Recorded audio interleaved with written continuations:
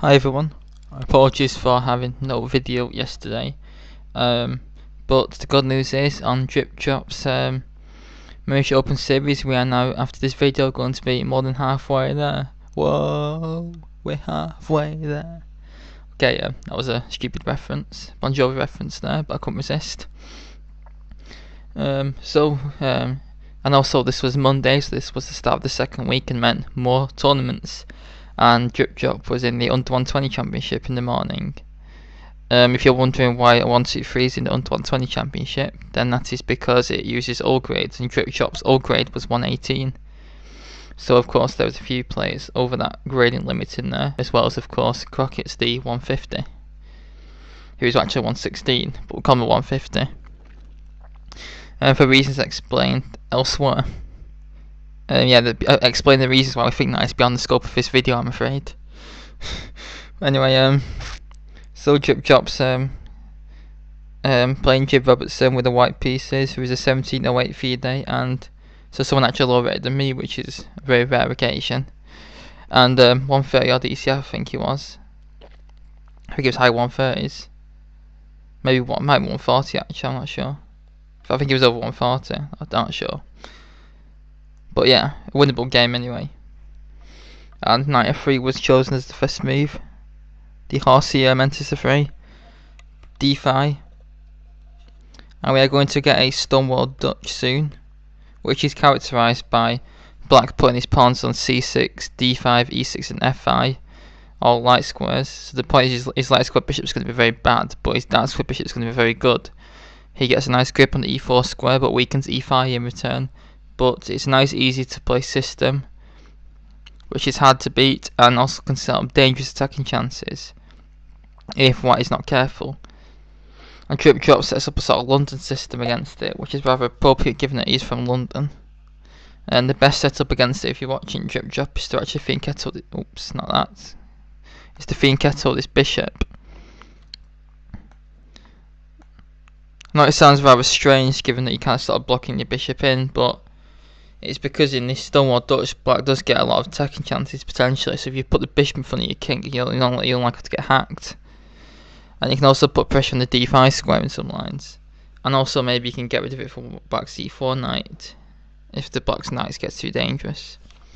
And you plan to win the game basically is once black plays c6, which you will do, you play rook b1, b4 and b5 and trying to create weaknesses on the queen side, and if you put the bishop on g2 then it points towards what's likely to murder on the king side.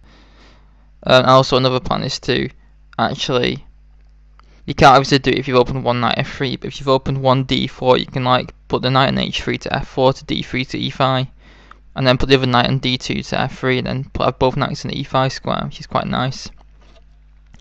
But what DripDrop plays is fine, because it also stops bishop d6, which is the best square for the black bishop, and that's no reason why you play g3 as well, because it blunts the d6 bishop.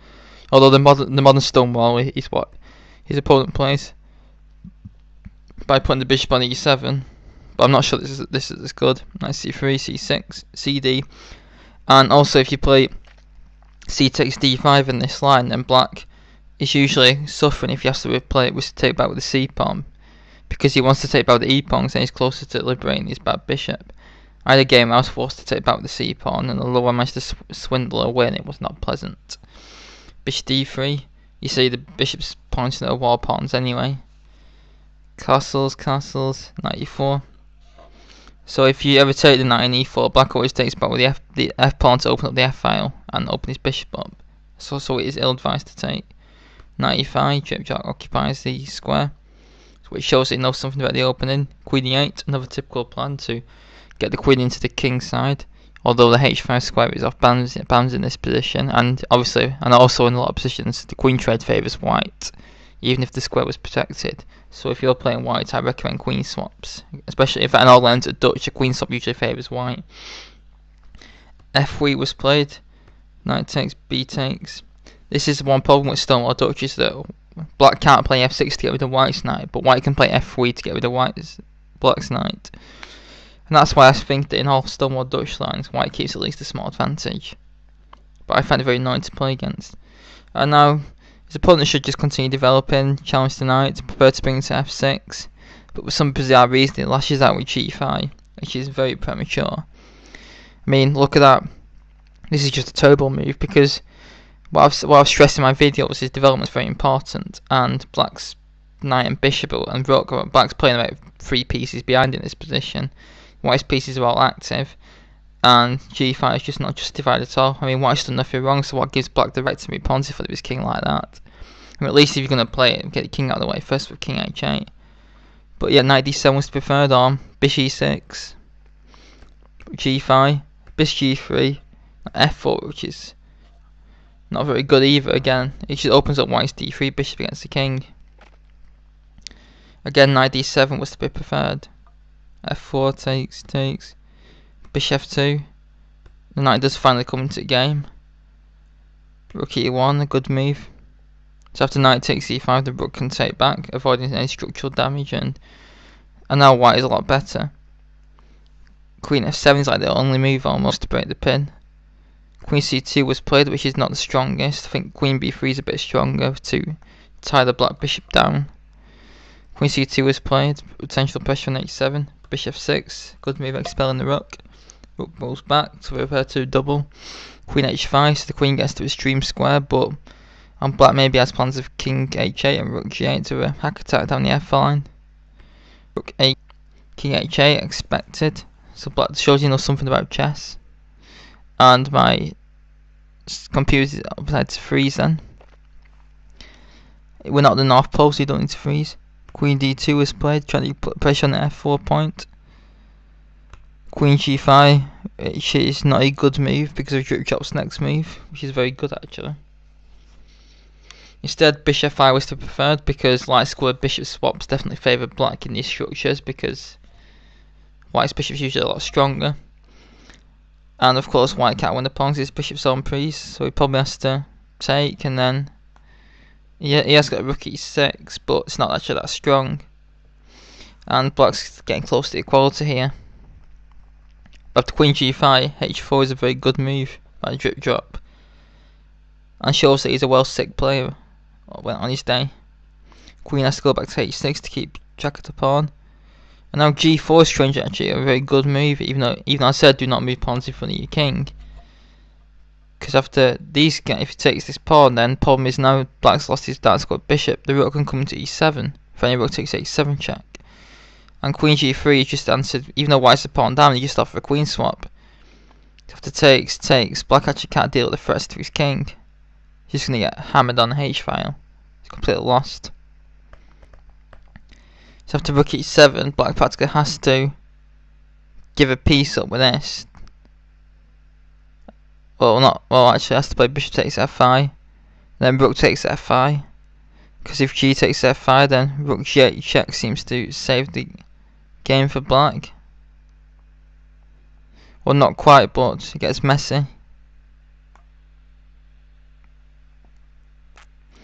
Because king f2 allows mating 1, so we have to go to e2, and then we've got this check here when it actually wins the white queen. And White has 2 rooks, and well, it's equal material, but I think White's a bit better because his rooks are a lot more active, but it's very difficult to win this position. So after bishop 5, rook f5. In fact, I might actually I know some actually. Gfi is an improvement to check.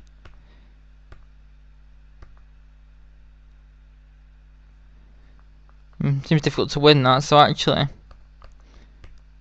maybe this is actually isn't that strong because of this bishop 5 move. So if any improvements, well, I think we have to take it, otherwise that bishop gets quite active. So we'll take rook f5. Throws again. I'm going to play queen f2 and offer a queen swap and try and get a h7. And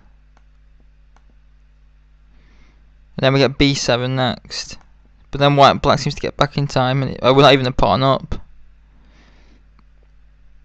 We used to have a bit of a positional advantage, but nothing tangible. So g4 maybe not that great, maybe rook e8, but I think it seems a bit stronger than rook e8.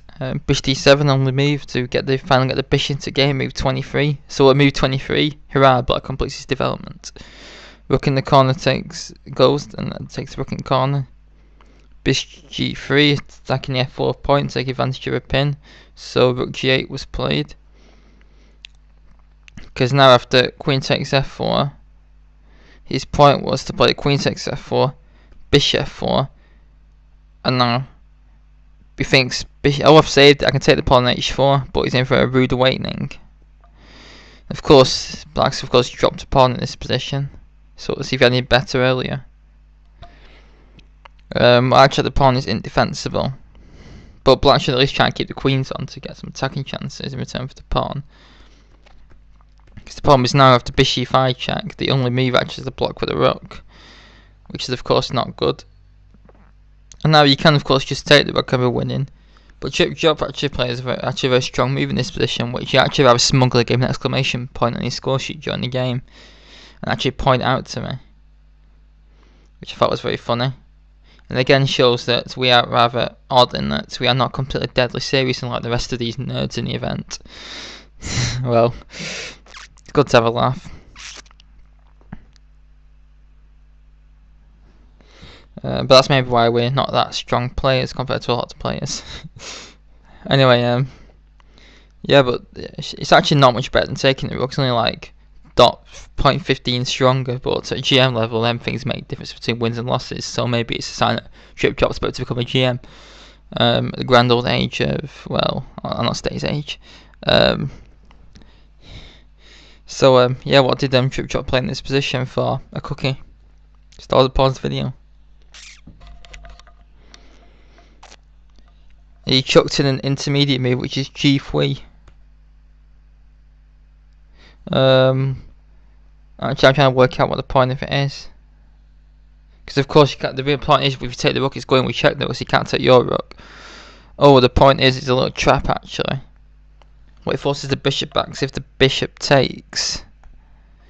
Yeah, we have bishop takes g7, king takes g7, rook e7 check, which wins the bishop d7. So it sets a little devious trap. So, but bishop d8 was played, the opponent didn't fall for it, surprisingly, given some of his previous moves. King f2, activate the kings, we're in an ending now. And white obviously can take the exchange whenever he wants, but now he has to take it, otherwise the black king slithers away, and white has blown it. Rook b1 aiming to pressure the b point, it should be a matter of technique. Now the rook goes back to h1, which forces h6 and f4. Bishop f6, king e3, a5, c4, takes, maybe not best because it isolates the pawn. b5. So white still has to be careful because black's got a queenside pawn majority, and if he creates a passed pawn he might be able to cause some trouble. Bishop d3, bishop e6, a4, not good move. Looks quite nice, it looks like white's going to be getting the pawn by force, but it turns out white doesn't, so then it's only black has a pawn for the exchange. And also they say when you're ahead, just keep things simple, stupid. Like even something like rook h2 is going to be winning, just protecting the pawn naturally. Or better still is rook c1. And then if bishop d5, then he can never take a2, so we just play bishop e4, offer a bishop swap. Then if he grabs it, we return to a1. And after the bishop moves, we take this pawn, and then we can take this pawn. And yeah, black can't defend all his pawns, so black is toast and resigns starts to become the best move on the engine. But a4, let's black back into the game because after takes, rook to c1, bishop d5 was played, rook c5, and that's actually bad. That's actually let's Trip Drop have a win again. This seems to be very good for black. After rook takes a5, we play a2, and all of a sudden this pawn, which Trip Drop thought was going to win back, has actually become almost a queen, one square away from a queen. I mean, he's never actually gone a queen, but it seems to cause enough counterplay to hold the balance, which is not good. Instead, bishop d8 was played. This gives Trip Drop the chance to rectify his problem. He plays bishop e4, get rid of this annoying bishop. The Dutchman bishop has become very active, that's the problem. Bishop b3, which is a very bad move because Trip Drop would have just took on c6 and been winning. But for some reason he decided to not take on c6. And now a3, starting to get pretty dangerous. Again c6, but king c3 was played. And now he could have just played a2 his opponent, because he can't take the bishop, of course, so we've got to move back. And then just simply bishop b6. And in fact it seems to win the exchange, because bishop takes d4 check otherwise. So after bishop c6, bishop c5, dc5, then bring the king in. This becomes actually a very interesting endgame actually, where white may still be a bit better because of the less pawn islands, but black has got the most dangerous. He hasn't got less pawn islands actually, I'm talking crap.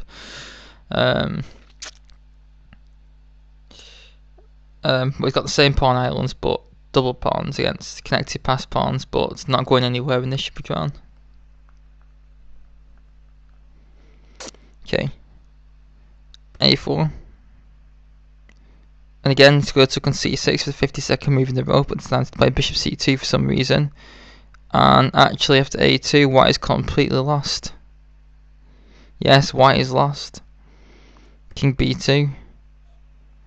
And now we'll do actually second test, because I didn't think that first one before was relevant. Black to play and win.